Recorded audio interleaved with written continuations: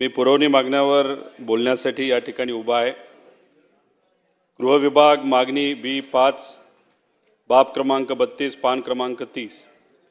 अध्यक्ष महोदय, माझ्या मतदारसंघामध्ये कुसडगाव जामखेड तालुका इथं राखीव पोलीस बल गटाचे पोलीस प्रशिक्षण केंद्र हे मंजूर करण्यात आलेले आहे।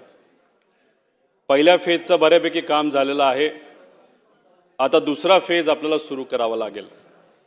अहिल्यानगर जिल्ह्यासाठी अतिशय महत्त्वपूर्ण ही वास्तू आहे आणि त्यातून नक्कीच तिथे असणाऱ्या जनतेला मदत होणार आहे। पण त्याच्याचबरोबर बीड जिल्हा असेल, धाराशिव जिल्हा असेल, सोलापूर जिल्हा असेल, त्याच्याचबरोबर पुणे जिल्हा असेल, इथं असणाऱ्या लोकांना सुद्धा अध्यक्ष महोदय तिथं मदत होणार आहे। त्याच्याचबरोबर अध्यक्ष महोदय, कर्जत शहरासाठी आणि जामखेड शहरासाठी आपण अनेक CCTV कॅमेरे मंजूर केले होते, एक सेंट्रलाइज सिस्टम सुद्धा मंजूर केली होती। त्याला सगळ्या मान्यता सुद्धा अध्यक्ष महोदय मिळालेल्या आहेत। पण दुर्दैव असं सरकार बदलल्यानंतर तिथं निधी देण्यात आलेला नाही। त्यामुळे या सरकारला मी विनंती करतो की लवकरात लवकर निधी देण्यात यावा, जेणेकरून कर्जत शहरामध्ये आणि जामखेड शहरामध्ये कायदा व सुव्यवस्थेची परिस्थिती चांगली करण्यासाठी नक्कीच तिथं असणाऱ्या पोलीस प्रशासनाला अध्यक्ष महोदय मदत होईल। अध्यक्ष महोदय, खर्डा हे गाव मोठं गाव आहे, त्याच्याचबरोबर मिरजगाव हे मोठं गाव आहे। तिथं आपण पोलीस स्टेशन मंजूर केली होती। पोलीस प्रशासन सुद्धा तिथं मोठ्या प्रमाणात आता आलेलं आहे, पण तिथं बिल्डिंग नाही आहे, राहण्याची व्यवस्था नाही आहे। तर या सरकारला मी विनंती करतो की या पुरवणी मागण्यामध्ये मोठ्या प्रमाणात निधी मिरजगाव आणि खर्डा इथं असणाऱ्या पोलीस स्टेशनला देण्यात यावा। अध्यक्ष महोदय, महाविकास आघाडीच्या काळामध्ये मोठ्या प्रमाणात निधी हा कर्जत जामखेडला मिळत होता। कदाचित त्यावेळेस काही लोक आमच्या जवळ होती, निधी अजितदादा मोठ्या प्रमाणात तिथं देत होते। पण दुर्दैव असं नंतरच्या काळामध्ये अपने झाले पराये, नाही तर कदाचित असं म्हणता येईल अपनों को किया पराया।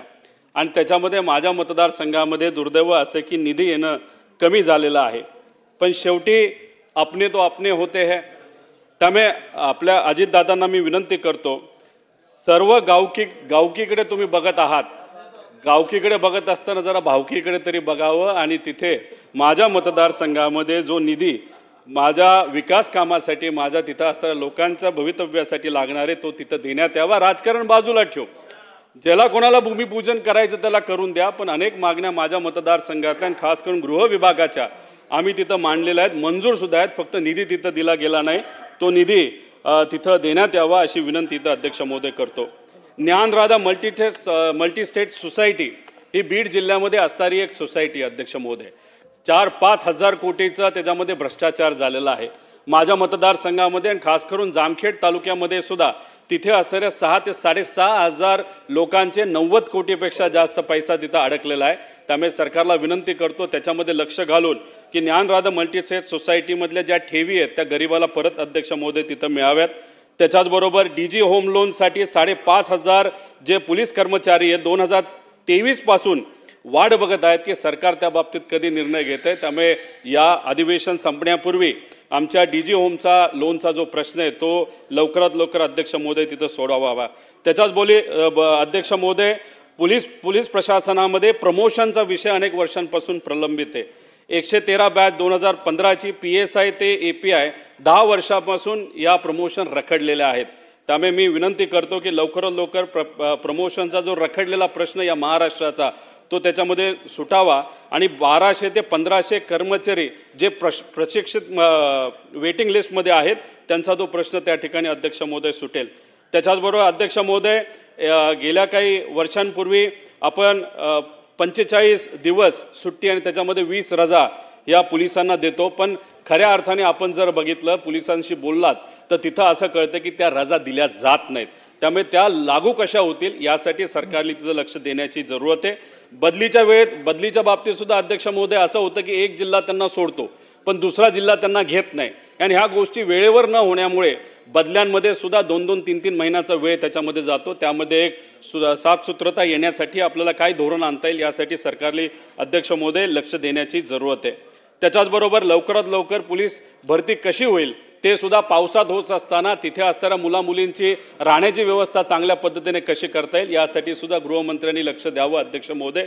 त्याच्याचबरोबर जेव्हा पाऊस मोठ्या प्रमाणात असतो त्या पावसात भरती होऊ नये, कारण कोण कसं पळतंय कोण किती पडतंय याच्यामध्ये थोडंसं लक्ष जातं आणि अनेक होतकरू मुलांवर मुलींवर तिथं अन्याय होतो. त्यामुळे त्या बाबतीत सुद्धा योग्य असं धोरण करून त्याच्यामध्ये भरती कशी करता येईल आणि भरती करत असताना आता महिला पोलिसांची संख्या आपल्या पोलीस प्रशासनामध्ये कमी असल्यामुळे त्याच्यामध्ये त्यांची संख्या कशी वाढेल याचा सुद्धा अध्यक्ष महोदय विचार व्हावा.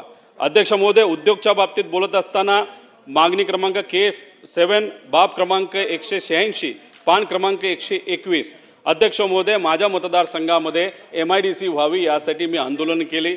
अनेक वेळा इथं मी विषय मांडले, मला तिथं आश्वासन देण्यात आलं, पण दुर्दैव असं या पवित्र ठिकाणी आश्वासन देऊन सुद्धा ते आश्वासन काय अजून पूर्ण अध्यक्ष महोदय तिथं झालं नाही. त्यात राजकारण झालं, जागा बदलण्यात आली, पण ती जागा अशी दिली तिथं कुणी येणार नाही. अध्यक्ष महोदय, आपल्याला MIDC नावापुरती आणि राजकारणासाठी लागत नाही, तिथं खऱ्या अर्थाने इंडस्ट्री येणं फार महत्त्वाचं आहे.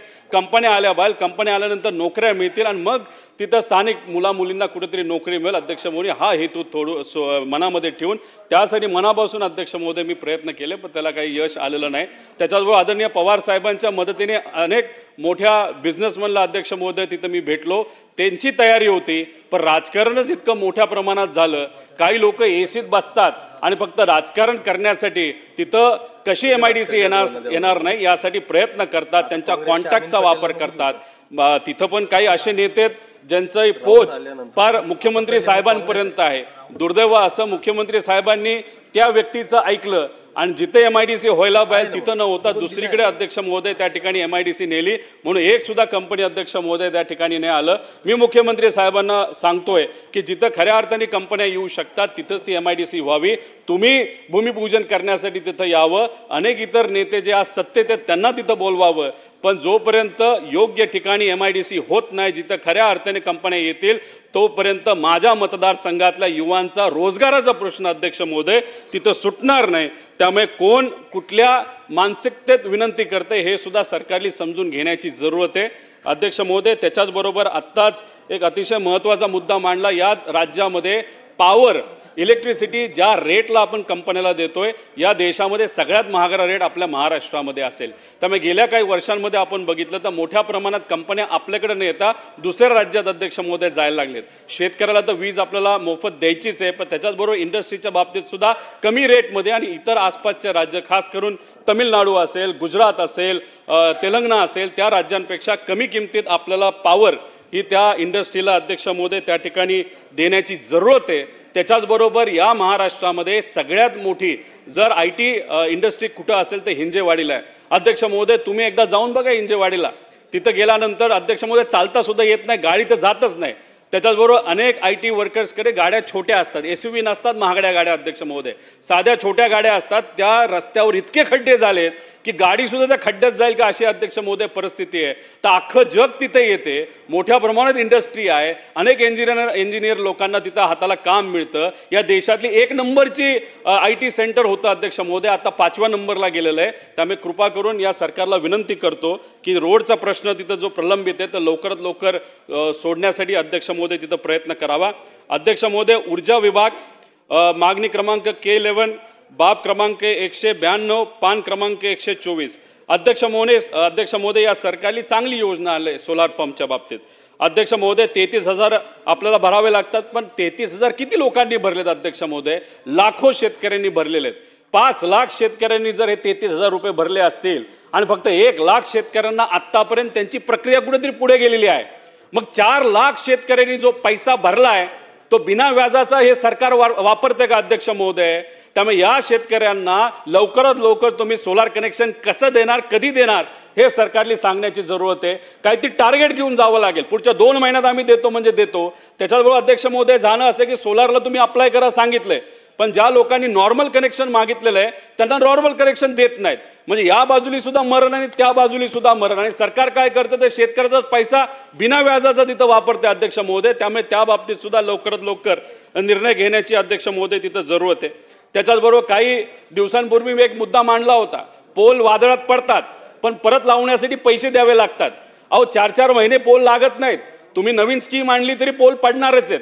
आणि मग अशात तुम्ही काहीतरी एक टार्गेट घेऊन जावं लागेल. महिन्यात करणार, 20 दिवसात करणार, 10 दिवसात करणार. आणि जर 10 दिवसात ते पोल उभे नाही राहिले तर त्या अधिकाऱ्यावर कारवाई झाली पाहिजे. म्हणजे हा जो काळा पैसा आहे जे काय तिथं मागणी केली जाते अध्यक्ष महोदय तिथं शेतकऱ्यांना मागणी केली जाणार नाही।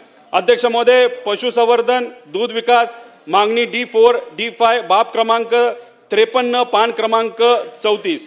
अध्यक्ष महोदय या मायबाप सरकारला मी विनंती करतो इलेक्शनच्या काळामध्ये आणि इलेक्शनच्या आधी तुम्ही असं सांगितलं होतं की आम्ही दुधाला 5 रुपये भाव देऊ। अध्यक्ष महोदय आज दूध 28 रुपयाला आलेलं आहे।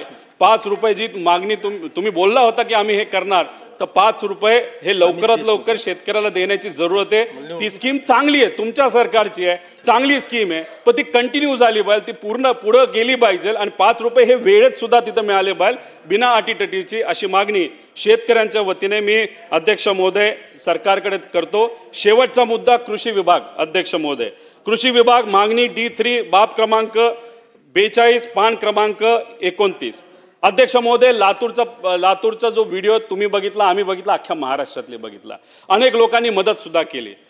बीजेपीचे काही पदाधिकारी तिथं गेले शिंदे साहेबांच्या पक्षातले गेले काही आमचे गेले सगळ्यांनी मदत केली। एका शेतकऱ्याचा प्रश्न सुटला अध्यक्ष महोदय पण का मराठी मीडियाली बिचारा त्या शेतकऱ्याचा मुद्दा अध्यक्ष महोदय त्या ठिकाणी मांडला म्हणून कर्जमाफ त्या एका शेतकऱ्याचं झालं। अध्यक्ष महोदय मी मीडियाला विनंती करतो करोडो शेतकरी आज या महाराष्ट्रातले जे अडचणीत आहेत ना सगळ्या करोडो शेतकऱ्याची बातमी माहिती लावा म्हणजे प्रत्येक व्यक्ती तिथं जाईल सरकार नाही गेलं तरी कोणी ना कोणीतरी तिथे जाईल आणि बिचारा त्या शेतकऱ्याचा अध्यक्ष महोदय प्रश्न सुटेल पण हे होणार आहे का नाही होऊ शकत। अध्यक्ष महोदय हा प्रश्न जर सोडवायचा असेल या प्रत्येक शेतकऱ्याचा प्रश्न सोडवायचा असेल तो निर्णय सरकारलाच घ्यावा लागेल अध्यक्ष महोदय। आणि आम्ही म्हणत नाही की आम्ही अशीच मागणी करतोय की कर्जमाफी करा असं सांगण्यात आलं होतं इलेक्शनच्या आधी अनेक मोठ्या नेत्यांनी सांगितलं होतं की आम्ही शेतकऱ्याची कर्जमाफी करणार म्हणजे करणार कोरा कोरा कोरा पण नाही ना अध्यक्ष महोदय तसं काय झालं।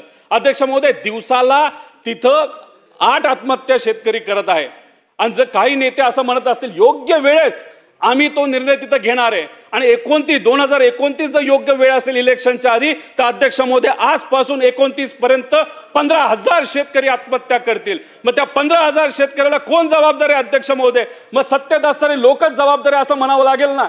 मग आमचं एवढंच म्हणणं आहे की आपण वाट बघायची की या 15,000 शेतकऱ्याला आत्महत्या करायची। अध्यक्ष महोदय निर्णय आपल्याला आज घ्यावा लागेल शेतकरी तिथं वाट बघत आहे। अध्यक्ष महोदय 25,000 कोटी रुपये आपल्याला लागणार आहेत दुसऱ्या बाजूला आपण शक्ती मार्गासाठी 85,000 कोटी रुपये देणार आहे। अध्यक्ष महोदय आजचा शेतकरी हा मृत्यूच्या दरवाजात गेलेला आहे। मी तिन्ही मोठ्या नेत्यांना विनंती करतो की आज आपण निर्णय घेतला तर अनेक शेतकऱ्यांचे जीव वाचणारे अनेक शेतकऱ्यांना मदत होणार आहे। अहो रोड वगैरे नंतर बांधू रोड आपल्या 3 वर्षांनी बांधता येईल पण एखाद्या शेतकऱ्याने जर आत्महत्या केली निर्णय घेतला नाही तर वेगळं काही झालं तर त्याला कोण अध्यक्ष महोदय जबाबदार असणार आहे। त्यामुळे विकास तर झाला पाहिजे पण तो 3-4 वर्षांनी अध्यक्ष महोदय नंतर होईल पण आज आमच्या या शेतकऱ्याला 25,000 कोटी रुपयाची कर्जमाफी अध्यक्ष महोदय झाली पाहिजे असं या सरकारला त्या ठिकाणी मी विनंती करतो। त्याच्याबरोबर कृषी सन्मान योजना अध्यक्ष महोदय 3,000 रुपये वाढवले जातील असं सरकार आल्यानंतर काही नेते बोलले होते। अध्यक्ष महोदय हे 3,000 रुपये तुम्ही वाढवले 5,500 कोटी रुपये लागणार आहेत तेवढी मदत जर शेतकऱ्याला तुम्ही आज देऊ शकला जो आज शेतकरी अडचणीत आहे नक्कीच त्याची मदत ही त्या शेतकऱ्याला अध्यक्ष महोदय होईल। भावांतर योजनेचं अध्यक्ष तसंच आहे जर मार्केटच पडत असेल त्यात तिथं ट्रम्प तात्या म्हणतायत की तिथं जे उत्पादन होतं ते भारतात आणायचं आणि ते आपलं सरकार ऐकणार नाही असे आम्ही अपेक्षा करतो पण चुकून ते ऐकलं गेलं आणि तिकडचं सोयाबीन आणि कपाशी जर आपल्याकडे आलं तर अध्यक्ष महोदय जो रेट आत्ता मिळतो जो परवडत नाही शेतकऱ्याला त्याच्यापेक्षा रेट कितीतरी खाली जातील आणि आमचा शेतकरी भारतातला अडचणीत येईल। अध्यक्ष महोदय म्हणून भावांतर योजना आपल्याला आणण्याची जरूरत आहे त्याच्यामध्ये सोयाबीन शेतकऱ्याला 4,000 कोटी लागतील कापूस शेतकरीला 5,000 लागतील कांदा शेतकऱ्याला 10,000 कोटी रुपये लागतील टोटल 25,000 कोटी रुपये हे जर आपण प्रोव्हिजन करून ठेवलं जेव्हा लागेल तेव्हा ते जर वापरलं तर शेतकऱ्याला एक आत्मविश्वास राहील की मार्केट खाली आलं तरी आमचं सरकार आम्हाला अध्यक्ष महोदय त्या ठिकाणी मदत करते म्हणून हे 25,000 कोटीचं प्रोव्हिजन या बजेटमध्ये या सरकारच्या माध्यमातून अध्यक्ष महोदय त्या ठिकाणी व्हावं। पीक विम्याच्या बाबतीत अध्यक्ष महोदय अनेक वेळा विषय मांडले 3 वेळा तर याच सेशनमध्ये मी मांडले जे 4 ट्रिगर काढण्यात आले। अहो माझ्या मतदारसंघामध्ये 10 कोटी गेल्या वेळेस विमा कंपनीकडनं मिळाले होते आणि ते कुठल्या ट्रिगरच्या अंतर्गत मिळाले होते लोकलाइज कॅलॅमिटी म्हणजे त्या क्षेत्रामध्ये पाऊस झाला त्यात नुकसान झालं त्या शेतकऱ्याला अध्यक्ष महोदय तिथं मिळालं पण आत्ताच्या विमा कंपनीच्या पॉलिसीमध्ये तो ट्रिगरच नाही अध्यक्ष महोदय। तर गेल्या वेळेस जेव्हा आपण बघितलं होतं 3700 कोटी रुपये देण्यात आले होते आणि त्यातला 78% पैसा हा या इतर ट्रिगरच्या बाबतीत दिला होता म्हणजे जो ट्रिगर आज नाही म्हणजे येत्या काळामध्ये, या पावसाच्या काळामध्ये आता काय झालं अध्यक्ष महोदय, पेरणी झाली, बऱ्याच ठिकाणी पाऊसच नाही. मग पाऊस नसेल तर तिथं नुकसान झालं तर या विमा कंपनी त्या शेतकऱ्याला मदत करणार नाहीत. जिथं अतिवृष्टी झाली तिथं शेतकऱ्याला मदत ही विमा कंपनीकडनं या नवीन रूल प्रमाणे अध्यक्ष महोदय मिळणार नाही. तर मग सरकारने त्या विमा कंपनीला टेबलवर आणा, चर्चा करा आणि जे 4 ट्रिगर वगळण्यात आलेले आहेत त्या कंपनीकडनं अध्यक्ष महोदय ते परत एकदा आणा. पण कदाचित काही लोकांचा असा अभ्यास आहे की आपल्या राज्याचे 2,000 कोटी वाचतील आणि केंद्र सरकारचे 3,000 कोटी वाचतील. 5,000 कोटी वाचवण्यासाठी या शेतकऱ्यांचं जर नुकसान आपण करणार असो तर अध्यक्ष महोदय हे योग्य ठरणार नाही. त्यामुळे त्या बाबतीत लक्ष द्या. त्याच्याचबरोबर अध्यक्ष महोदय जीएसटी भरपाईच्या बाबतीत अनेक जे सत्तेत पक्ष त्यांच्या जाहीरनाम्यामध्ये असं बोललं होतं की जीएसटीच्या मार्फत जो काय पैसा शेतकऱ्याकडनं घेतला जातो 50% आम्ही सरकार म्हणून त्या ठिकाणी माफ करू. अध्यक्ष महोदय 14,000 कोटी रुपये हे जीएसटीच्या माध्यमातून या शेतकऱ्याच्या खिशातून पैसे सरकार घेत असतं. आता तो पैसा हे फक्त राज्य सरकारचं बोलतोय, 14,000 कोटी रुपये जर या सरकारकडे येत असते आणि तुम्ही शब्द दिला होता 50% आम्ही माफ करू नाही तर परतावा शेतकऱ्याकडे देऊ, मग तुम्हाला 7,500 कोटी पर्यंत ही किंमत ही आमच्या शेतकऱ्याला अध्यक्ष महोदय त्या ठिकाणी द्यावी लागेल. अध्यक्ष महोदय फक्त आमचं एवढंच म्हणणं आहे की हे जे धोरण केले जातात ते एसी मध्ये केले जातात, ते राबवावे तर लागतील. इलेक्शनच्या काळामध्ये आम्ही बोललो होतो, सत्तेत आल्यानंतर आम्हाला ते द्यावं लागलं असतं. आज हे लोकांच्या आशीर्वादाने सर्व सत्तेत आलेले आहेत. जो दिलेला शब्द तोच तर मात्र पूर्ण करायचा आहे. फक्त जास्त वेळ अध्यक्ष महोदय थांबून चालणार नाही, तर शेतकरी मोठ्या प्रमाणात अडचणीत त्या ठिकाणी येत आहे. त्यामुळे या सरकारला मी मनापासून विनंती करतो की लवकरात लवकर त्या ठिकाणी या बाबतीतले निर्णय घ्यावे, आमच्या शेतकऱ्याला त्या ठिकाणी तिथं मदत करावी. त्याच्याचबरोबर मी एवढंच इथं सांगतो, टीव्ही समोर आम्ही बोलतोय, अधिवेशनामध्ये अध्यक्ष महोदय आम्ही बोलतोय, पण आम्ही फक्त बोलतोच आहे. शेतकरी मात्र पावसाळ्यात जाऊन तिथं आंदोलन करतोय, तिथं कुठेतरी विहिरीत उड्या मारतोय, रस्ते तिथं अडवतोय, शेतकरी रस्त्यावर उतरलाय. पण आमच्याकडं त्या ठिकाणी अध्यक्ष महोदय फक्त काय मिळतात ते शब्द मिळतात. आम्ही फक्त टीव्हीवर आणि अधिवेशनामध्ये मांडतोय. अध्यक्ष हे चालणार नाही. नाहीतर टीव्हीवर बातमी आली तर आम्ही खुश झालो, विषय संपला. विरोधकांना सुद्धा एकत्रित येण्याची अध्यक्ष महोदय जरूरत आहे. सरकारला सुद्धा विनंती करतोय, मायबाप जनता तुमच्याकडे बघत आहे, तुमच्याकडे पूर्णपणे अधिकार आहेत. तर ते जे 85,000 कोटी रुपये त्या शक्ती मार्गाला देण्यापेक्षा या शेतकऱ्याला आज तुम्ही मदत केली, त्या शेतकऱ्याचा जीव वाचेल आणि अनेक शेतकऱ्यांना अध्यक्ष महोदय त्या ठिकाणी मदत होणार आहे. त्यामुळे मी या सरकारला पुनश्च एकदा या विनंती करतो की आपण आमच्या मागण्यांकडे लक्ष द्यावं आणि हे ज्या मागण्या आहेत त्या सर्व मागण्या सर्वसामान्य लोकांच्या आहेत आणि तुम्ही याच्याकडे लक्ष द्याल असा विश्वास या ठिकाणी व्यक्त करतो. आणि आज तुम्ही बोलण्याची संधी दिली त्यासाठी मी मनापासून आपले आभार आहेत. पण मी फक्त एकच विरोधी पक्षाला सुद्धा विनंती करतो की आज आपण सर्वजण मांडत आहोत, कृषी हा विषय अतिशय महत्त्वाचा आहे, पण उद्यापासून कुठं ना कुठंतरी आपल्याला या शेतकऱ्याचा आवाज ताकदवान करण्याची जरूरत आहे. आणि नक्कीच बाहेर आणि आत तो आवाज आपण सर्वजण ताकदवान करू, एवढंच या ठिकाणी सांगतो. आपले आभार व्यक्त करतो आणि शेतकऱ्याचा आवाज हा बुलंद झाला पाहिजे असा विश्वास या ठिकाणी व्यक्त करतो आणि थांबतो. जय हिंद, जय महाराष्ट्र, जय किसान.